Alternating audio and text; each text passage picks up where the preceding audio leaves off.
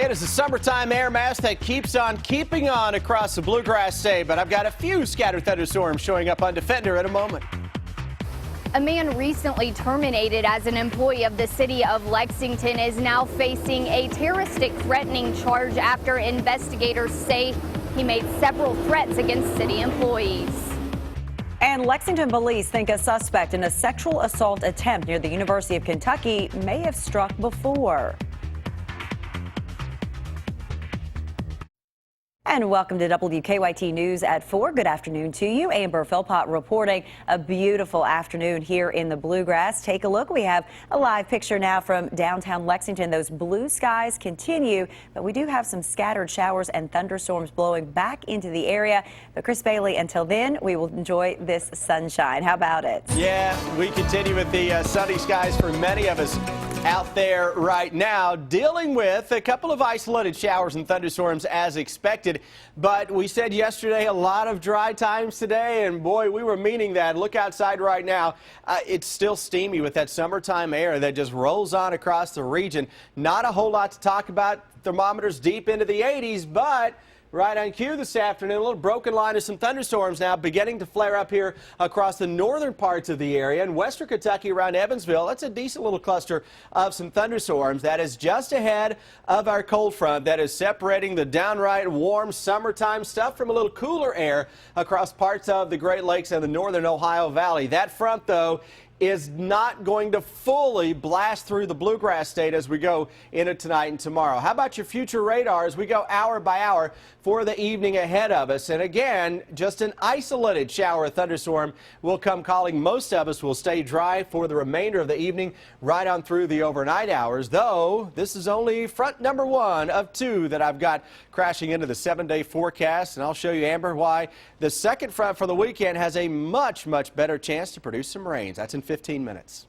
All right, Chris, thanks so much. New at 4, Lexington police believe a man behind an attempted sexual assault near the UK campus that happened last month is possibly connected with other assaults in Lexington. That attempted assault happened in the area of Arlington Avenue and Grosvenor Avenue on Friday, August 26th, but was chased off by witnesses. The victim described him as a white man in his late 20s to early 40s, approximately 5'9" to 6 feet tall with a stocky build, dark hair and facial hair. We'll have more for you coming up on WKYT News at 5 on why Lexington police say this incident is similar to other unsolved cases over the past several years. There is extra security at Lexington's waste management offices today after police say an employee who was fired threatened to hurt several people. The suspect was arrested, but we've learned he's since been released from jail. As Hillary Thornton reports, that has some employees concerned. It's our top story at 4. The arrest warrant for Marshawn Cowan, who is charged with third-degree terroristic threatening, says yesterday the former city employee made threats to cause serious physical harm to several employees here at the government center. According to city officials, Cowan was terminated as a City of Lexington employee last Wednesday. His arrest warrant explaining several text messages he's accused of sending to a friend outlining his intentions. Many of those messages unable to be repeated due to the nature and use of profanity. Cowan saying he was going to ambush them and, quote, that the earth was going to shake underneath their feet, end quote. He went on to tell his friend he might never see his loved ones again. After bonding out of jail last night, Cowan was in court this afternoon entering a not guilty plea and given a public defender. We have learned a message was sent to the Division of Waste Management employees, alerting them to these threats. And we are told that Lexington police have assigned officers to provide security at the Division of Waste Management. In Lexington, Hillary Thornton, WKYT. We asked, but Cowan did not want to comment on the allegations against him after court today. Police in Nicholasville are alerting people about a terrifying scam. Police tell us a father recently received a phone call that his daughter had been kidnapped. The callers then demanded a ransom. Police say the father eventually realized it was a hoax. Police say the callers are likely international and probably learned information about the family from social media. We'll have more on the scam and reaction from the father ahead on WKYT News at 5. Lexington police say 2 robberies that happened earlier this morning just blocks away from each other may be connected. The first robbery took place about 5 on Kentucky Avenue. A man woke up to find a gunman in his bedroom demanding money. The victim gave him the money and then the suspect left. Police were then called to a robbery on Clay Avenue and High Street. The victim said a man with shaggy blonde hair stole the vehicle he was driving at gunpoint. Police say Graham Steele led them on a chase to the Central Park Apartments on Central Avenue. Police think the 2 crimes could be connected. Steele is being charged with robbery, fleeing, tampering with evidence, and possession of a handgun by a felon. We are working on a number of other stories for you on WKYT starting at 4:30. Our Sam Dick joins us now from the newsroom with a look at some of the news in progress. Hello, Sam.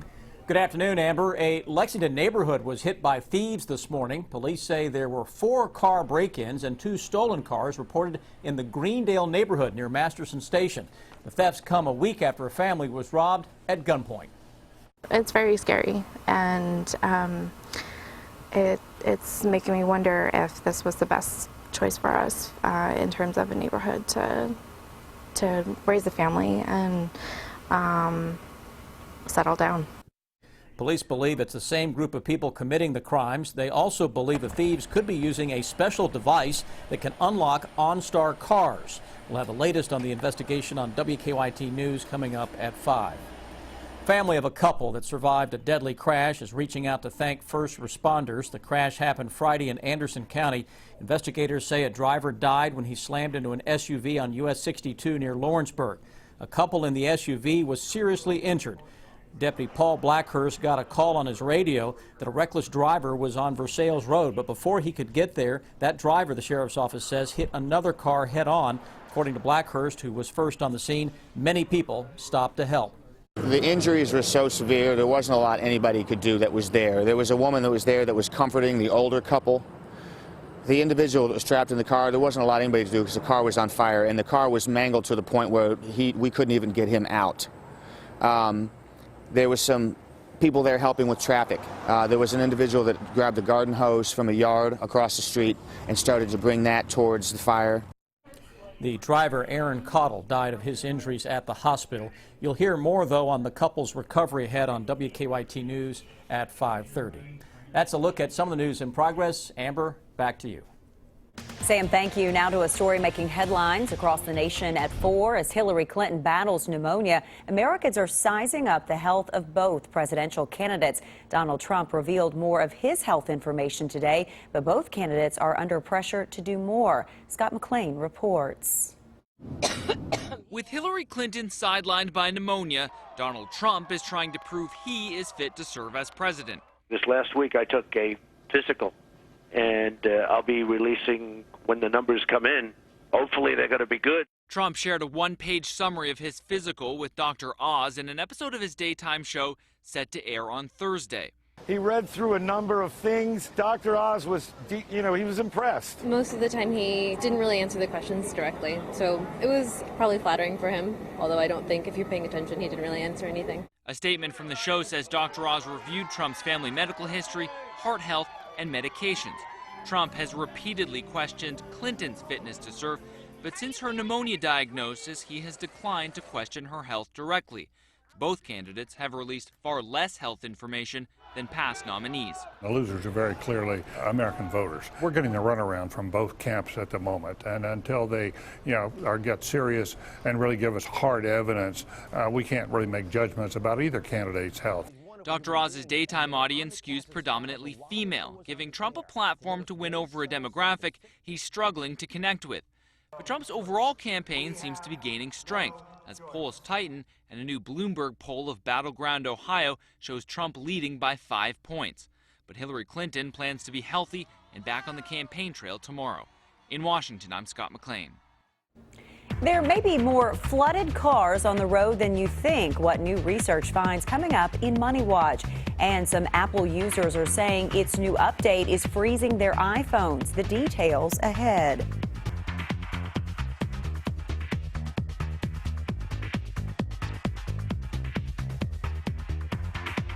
Welcome back in. Oil prices took a pounding after word that global oil demand growth is slowing. That begins today's Money Watch. The International Energy Agency now says demand for oil won't grow as much as it originally expected, partly because of the economic slowdown in the third quarter of this year. The price of oil has plunged over the past 2 years because of huge supplies. Americans are driving more than 250,000 flood-damaged cars. That's according to a new study by Carfax. It says more than 270,000 cars were reported as flood damage by departments of motor vehicles in many states. It also found more of the cars are now back in use or up for sale. States with the most flood-damaged cars included Texas, Pennsylvania, and Florida. Apple users quick to download its latest iOS 10 software were subject to a major bug that left devices temporarily useless. Not long after the company rolled out its new mobile operating system yesterday, many users complained it bricked their iPhones and iPads. Bricking refers to an issue that blocks access to your phone with a black screen. Users who experienced a failed update were forced to connect their devices to iTunes to restore the system. A new distillery in Nelson County says it's now starting commercial production. Bardstown Bourbon Company reached the milestone yesterday, nearly 3 years after beginning plans for the $25 million distillery. The distillery plans to open its visitors and event center to the public in early 2017. Celebrating the tiny tumblers in your life with National Gymnastics Day. I'm Deanne Stevens, out and about at Legacy Gymnastics today. We got a cold front tumbling toward the Bluegrass State. Up next, I'll show you why it's no reason to flip out. 7-day forecast in a moment. Now, your hour-by-hour forecast with Chief Meteorologist Chris Bailey. Temperatures back into the mid and upper 80s into much of central and eastern Kentucky as summertime hangs tough across most of the eastern half of the country. We've got mid-90s showing up in the mid-Atlantic states, so I guess mid and upper 80s around here, kind of a bargain out there this afternoon. Got a weak cold front trying to crash its way on into town, producing a little isolated shower thunderstorm into southern Kentucky earlier. Now you've got some action right along that boundary trying to get across the Ohio River, trying to get into the Louisville area, trying to get into Covington, Cincinnati. Will it ever reach Lexington, Richmond, Moorhead, Somerset, or London? Most areas stay dry this evening. This front just cannot pick up a lot of juice because one thing that is keeping this front from really blowing through here and picking up a little more steam is what's spinning off the southeastern seaboard. As expected, yesterday we talked about the possibility of something going from nothing to a tropical system, and boom, last night this actually was named while it was over land. Tropical storm Julia is rolling right up the eastern seaboard. It is just offshore and heading toward the Charleston, South Carolina area, and then it's likely to kind of influence the Carolinas for the next 3 or 4 days. That's kind of backing the pattern up. Even a little system like that can have a big impact on the weather across Kentucky and the rest of the states. Tomorrow, low and mid 80s again. The air will be a little better into the afternoon. Most areas will stay dry, but again, still on the warm side. That's the trend of the summer. It's the trend of September. I think this is a month it's likely to average above normal, in some cases maybe quite a bit above normal. A storm or two will develop later Friday as steamy temperatures continue. Now, it's a humid day on Saturday. Showers, thunderstorms will begin to increase as we go throughout the day. Here's the hour-by-hour forecast this evening. A scattered thunderstorm is possible. Most areas stay dry into tomorrow morning. Through the afternoon tomorrow, that front is right on top of the region. It'll keep a shower thunderstorm not too far away from us, but again, tomorrow, like today, should be a mainly dry afternoon and evening. We go into Friday. Humidity levels this go around should increase. Temperatures are back into the summer levels, and notice by the afternoon and evening, we start to see a little moisture increasing, and that carries us into Saturday morning with showers and thunderstorms that will be increasing as we go throughout the day as we get a slow-moving cold front into the Ohio Valley. It's going to pull up the juice out of the Gulf of Mexico. That combination means an increase in some showers and storms. No, it's not going to rain all day Saturday. No, it's not going to rain all day Sunday or Monday for that matter. But the possibility is there for at least a few thunderstorms to impact your weekend before all is said and done. Middle of next week, you know what happens? I think we're going right back into the 80s as summer keeps on keeping on across our part of the world. Somebody else keep it on, keep it on. That's Officer Don with Live Drive Traffic. Hey, there is a collision, Chris, on Leestown Road. This one is right in front of Master Sensation Park. It has One lane blocked for outbound Leestown. So far, with the widening project there, traffic's moving okay past that. Drive times to Nicholasville, 12 minutes, to Georgetown, 15, and to Paris, 21. Now back to you in the studio. Officer Don, thank you. Fun, flipping, and fitness. It is all part of this year's National Gymnastics Day. Deanne Stevens is out and about for the celebration. Hi, Deanne. Hey, good afternoon, guys. We are here at Legacy Gymnastics, where we're celebrating National Gymnastics Day. Love watching all the kiddos flip, turn, jump, and celebrate gymnastics. That's what it's all about this weekend. Heath Underwood is with us. And Heath, you grew up doing gymnastics, right? That's right. I did gymnastics my whole life and transitioned into coaching after college, and I've made it my career now. These little ones are starting young. I see some over on the other side. Has to be probably about 3 years old, I'm thinking. How old were you? I was 18 months when I started. Wow. Talk about gymnastics. What did it do for you as a kid? You know, gymnastics teaches you everything you need to know about life. The discipline, determination, and at the same time, it's all fun. It's fun, and it will carry you through anything that you do in life. And it keeps them busy. Let's be real. Let's tell the parents what it does. That's right. We take a 55-minute class, and these kids will love it, but we wear them out. So they're going to go home, and they are going to tell mom and dad all about how much fun it was, but they're going to be exhausted and ready for more the next day. I've been watching you guys do like little obstacle courses for the kids, so they don't really understand, probably comprehend what they're learning, but boy, are they ever. Look at that front flip back there. That's right. We do not make the kids wait in line. That is one thing we don't like here. We'll keep the kids moving at all times, and they're not going to have any clue that they're working muscles that they're working, but they go non-stop. So what are you guys doing for National Gymnastics Day? National Gymnastics Day it's a nationwide event that just raises awareness for gymnastics, especially coming off this big Olympics we just had. Yeah. So this Saturday, which is September 17th, National Gymnastics Day, 1 to 3 p.m., we're having a huge open house, but we're also going to have inflatables set up. We're going to offer free gymnastics classes for 30 minutes, so you can call, sign up, stop in that day, walk in. We'll have a ninja zone, mainly geared for boys, but girls can come do it too. Just a blast. Okay, so we want to tell you that although we're showing only boys, there's a ton of girls here as well. They're on the other side of the gym. Coming up at 4:50, we're going to talk to a young lady who's an elite gymnast, had a full scholarship to UCLA. She is instructing here now. We're going to talk to her, the importance of gymnastics and what it can do for your kids. I'm Deanne Stevens, out and about. Don't forget, celebrate National Gymnastics Day on Saturday. Back to you guys. Deanne, thanks so much. Household dust may cause more concern than just allergies. How toxic chemicals can end up in it. Coming up in Better Living. Tonight's Powerball jackpot is $222 million, and Friday night's Mega Millions jackpot is $133 million. It is time now for Better Living, health, education, and consumer news that impacts your life. 90% of household dust is filled with toxic chemicals. That's according to a new study from George Washington University. Researchers say phthalates, phenols, and flame retardant chemicals originate from items like furniture and cleaning products. People can inhale, ingest, or absorb the chemicals through the skin. Young children who are crawling or playing on the floor face the highest risk. A growing number of school districts are equipping buses with cameras to record drivers who ignore red stoplights on school buses. Mark Strassman reports from Austin, Texas, where cameras have caught thousands of incidents.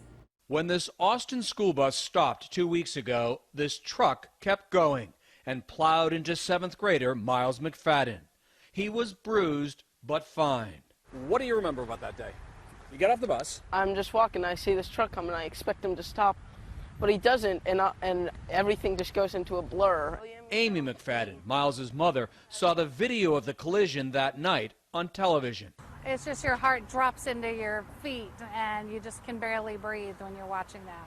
The very next day in Austin, another truck hit a high school student getting off the bus. Amazingly, he was fine. By one estimate, American drivers illegally passed school buses more than 13 million times last year. On average, roughly 8 kids a year are killed by drivers who ignore school bus stop signs. Right down the roads where everything happened. Donald Mayor's daughter Gabby was killed after getting off her school bus in Florida in 2010. The 71-year-old driver was never charged. Mayor is pushing state lawmakers to allow school bus cameras to keep students safe. It's not an accident because it's preventable, and it's not a tragedy because we know what's going to happen again.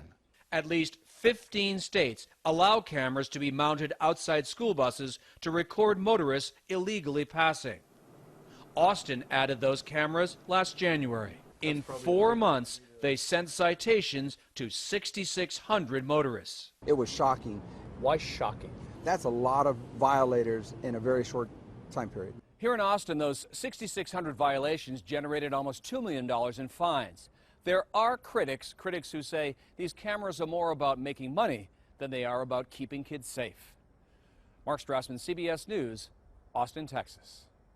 And by the way, the fine in Austin is $300. All right, we want to head back over to Chris for another check of the weather. Storms are trying to inch in on us, aren't they? Yeah, we got a few that are getting close into parts of northern Kentucky right now. Western Kentucky seeing some action. But as of late, it's been like pulling teeth to get storms to actually crank across central and eastern Kentucky. And this coming on the heels of an exceptionally wet summer. We just turned the faucet off on a dime into the month of September. Notice how we have more clouds in Florence, mostly sunny Jackson into Moorhead and across the Lexington area. But again, the farther north and west, you have a little bit of action in terms of some scattered showers and thunderstorms. Most areas now look to go through the evening without a drop of rain across central and eastern Kentucky. We will change that up, though, as we gear up for the weekend. A stronger front will pull some moisture out of the Gulf of Mexico, and we'll show you what that means for your Saturday and Sunday. That's just ahead. WKYT News at 4:30 starts right now.